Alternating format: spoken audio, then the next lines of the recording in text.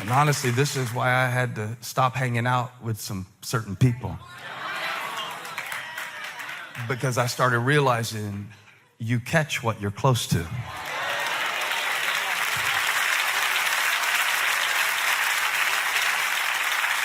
Now, if you need to take out your phone at this point in my sermon and do some surgery with that swipe left delete move, some of y'all don't need to lift your hands to have more faith. You need to swipe your thumb. Because it is your contacts. I caught something. I catch something every time I'm around them. Every time I scroll. I noticed this the other day. I get in a certain mood and I can't figure out, how was I so happy 3 minutes ago?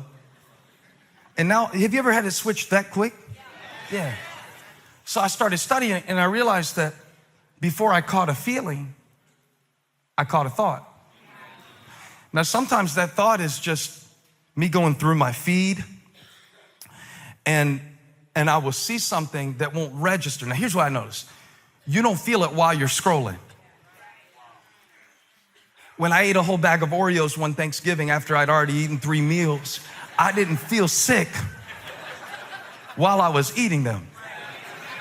My taste buds didn't tell me to stop. So I'm scrolling and I don't feel sick until after I've stopped. What I realized about myself, and maybe you're more spiritually mature than me and you can find a church where the pastor is whole, healthy, and doesn't have these issues.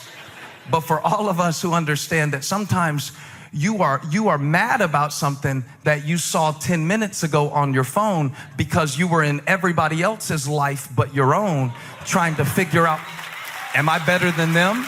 Are they better than me? And so what happened while I was scrolling, I saw them on vacation and I know they're in debt.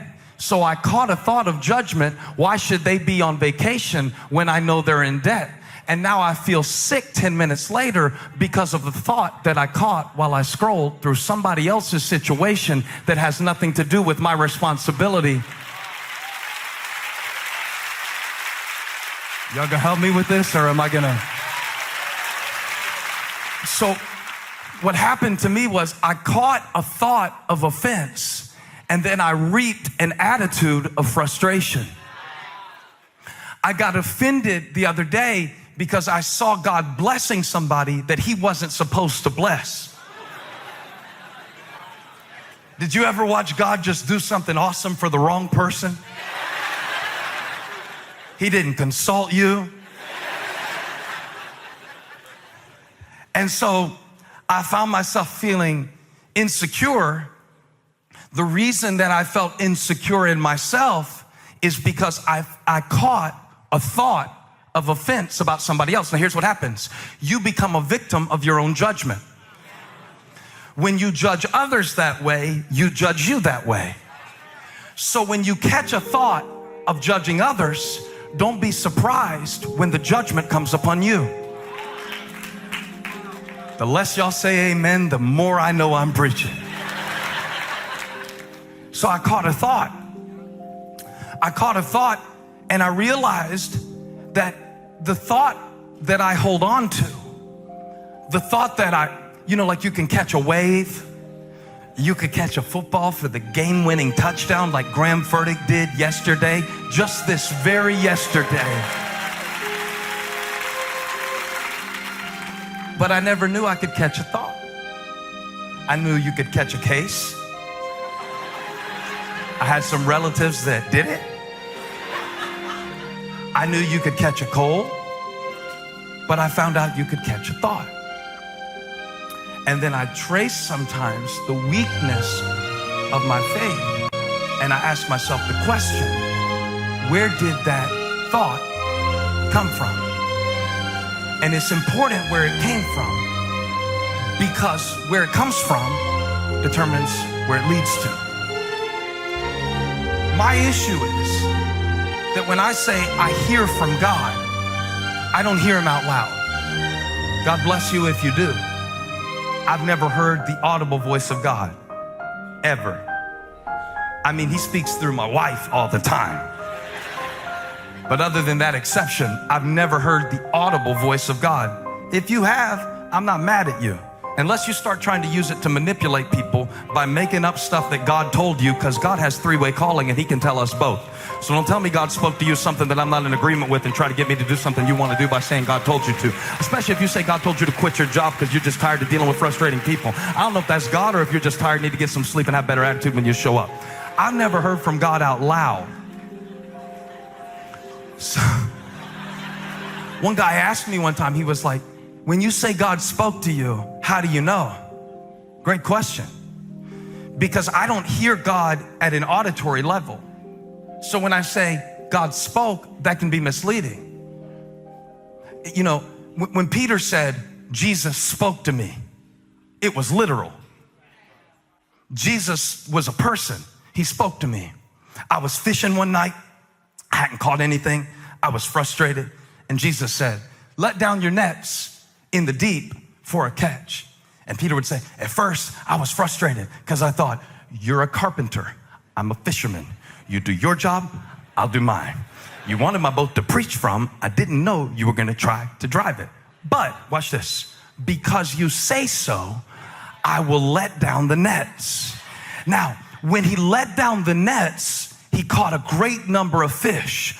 But God was showing me that before he caught the fish, he caught a...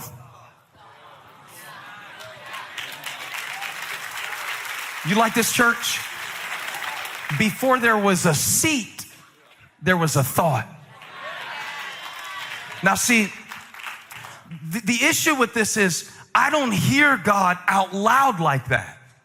And so I connect with God not at an auditory or sensory level.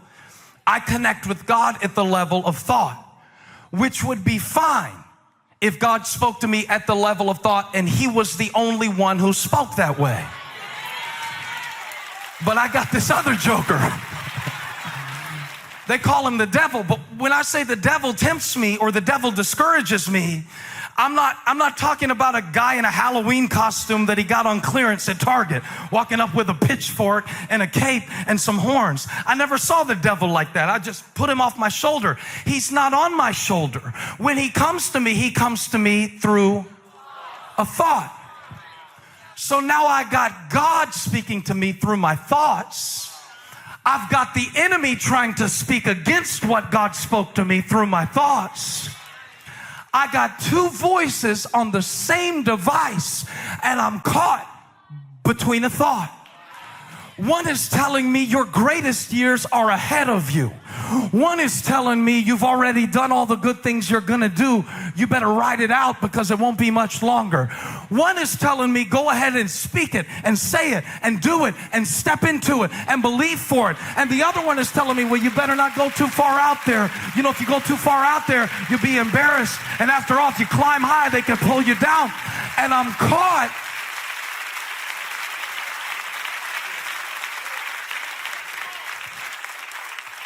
between Caleb, Buchanan, and the other spies.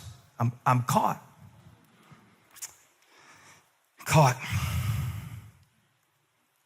Got a thought. I got caught.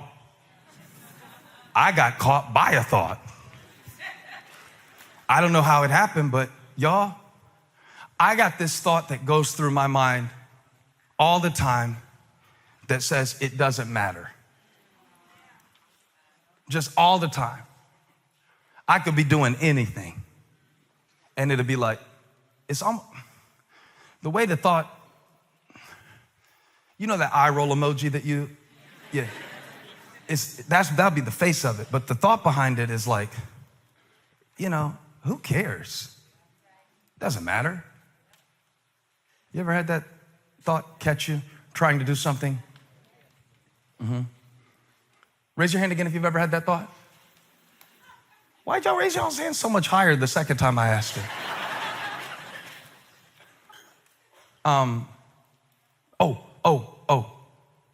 You're not enough. I don't know if you say it exactly like that, but it's crazy how many people I talk to. And I used to think it was people who didn't have a lot of confidence. But then I realized professional athletes have this thought, that I'm not enough. They are the ones who our society worships. And still there's a thought. It's a thought that's going around. The reason it's going around so much more now than it used to go around is because now we don't judge ourselves or measure ourselves according to the calling God has given us. We compare ourselves to a fictionalized account of somebody else's life. That's where you always get in trouble. Now get this point. You always get in trouble when you start comparing your calling to somebody else's. Because when you compare callings, you catch insecurity. When you compare callings, you catch insufficiency. When I think I'm not enough, I'm not enough. Even the disciples, it's not enough food to go around, Jesus. You need to send them away. How many times have I sent away something that God put in my life because I caught a thought that I'm not enough? They wandered around and around and around in the wilderness for 40 years, not because of their enemy, but because of their thought. And then even sometimes when things are going good, I got this thought. I don't know where it comes from. I don't think it's God. I don't think it is. It's hard to tell sometimes. Because it's not like he talks like this. I don't even know what that was. I'm glad he doesn't talk like that. That was super weird. Yeah, it's not like Morgan Freeman. It's just a thought. Come on, if God sounded like Morgan Freeman, you could do it. If he narrated your life like that, you could do it. You could make it. You would go to sleep and wake up and just be ready for the day. But it comes like a thought. Even when it's going good, it won't last. They'll leave you too. You can't count on them. Then you sabotage the gift because you're not secure in it. Because even while it's happening, you don't believe it's real. This is my thoughts. I don't know where I caught them. I had a good mom, good dad. They were perfect, don't get me wrong. I wish I could trace it back to just one traumatic event. I think that would be easier. Not enough. Hey, where'd that thought come from? I'm not sure where it comes from, but I know where it takes me. And when I look back on the seasons of my life that I was so deep in depression, and I know the Bible verses. I know better than you. Let's have a quoting contest. Rejoice in the Lord always. I will say it again, rejoice. See my hand motions? I know the verse. Rejoice in the Lord always. And then Paul says, I will say it again, rejoice. Well, you can say it as many times as you want to, Paul. I'm sad right now, and I can't find my way out. And so now I'm fighting on the level of my feelings. But watch this. Before it became a feeling,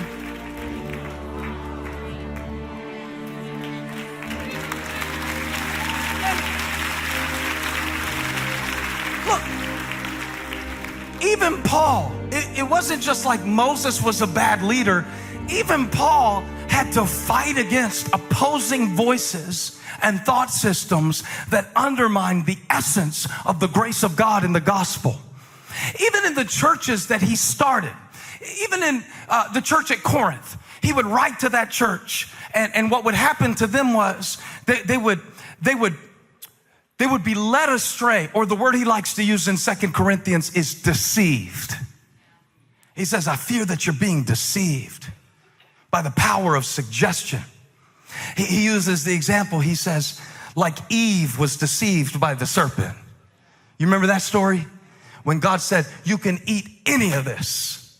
And then she caught a thought from a snake. She allowed something that was beneath her to speak to her. And she caught a thought. See, I never had a snake slither up to me and talk to me. I wish I did. I wish it was a snake that I could chop the head off of it. It's a thought, and I have to live with this, and I have to deal with it. And the serpent said to Eve, did God really say? You see it? He introduces a doubt into the possibility and potential of faith, causing her to focus on what is not available rather than what is. And Paul says, I'm afraid that you will be deceived, because there's these spies in the church at Corinth, and they're leading the Christians astray. They're doing it by the power of thought. They are introducing the thought into the church that you need something other than Christ to justify you. He says, I fear that you have been led astray from your pure devotion to Christ. And pure is the right word. That's the important word. Pure. It's that uncontaminated place that you access occasionally, where you know that God's got you and everything is going to be all right. You ever just felt that and you had no reason to, and you didn't even have the facts to back it up? You ever just felt that, like, wow, I feel like I'm going to make it and God's going to do it. And I just feel, and I can't even prove it on a flow chart or anything like that. But I just, what happens is the enemy deceives you. He can't take what God gave you. You know that, right? I need to make sure you know that. He can't take what God gave you. But if he can get you to catch a thought that opposes it, he can keep you so weak that you will not walk into it.